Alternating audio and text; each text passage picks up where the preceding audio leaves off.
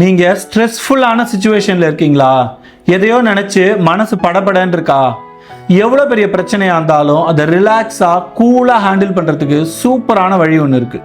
இன்னைக்கு வெல்னஸ் டியூஸ்டேக்காக உங்கள் கூட பேசிகிட்டு இருக்கிறது ஹரிமணிகண்டன். நம்ம எல்லார் வாழ்க்கையிலையும் ஒர்க் ப்ரெஷர், குடும்ப பொறுப்புகள், ஃபினான்ஷியல் ப்ராப்ளம்ஸ்னு நிறைய சவால்கள் இருக்குது.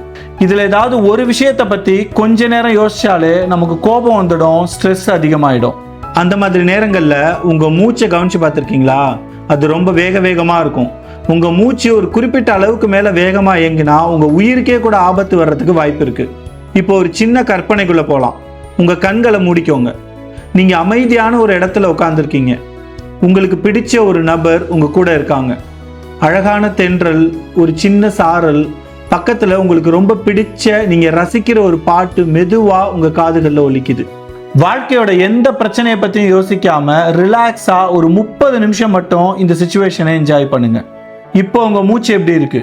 நிதானமாக, ஸ்லோவாக, ரிதமிக்காக இருக்கா? ஸோ நமக்கு பிடிச்ச சூழ்நிலைகளில் மூச்சு அமைதியாக இயங்குறதும், பிடிக்காத நேரங்களில் வேகமாக இயங்குறதும் இயல்பாகவே ஆயிடுச்சு.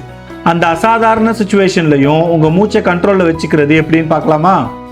அதுக்கு ஒரு சிம்பிள் டெக்னிக் இருக்குது. அதோட பேர் 4-7-8 டெக்னிக். அதாவது 4 செகண்ட்ஸ் மெதுவாக உங்கள் மூச்சை நாசிகள் வழியாக உள்ளே இழுங்க. அதை 7 செகண்ட்ஸ் உள்ளே ஹோல்ட் பண்ணுங்க.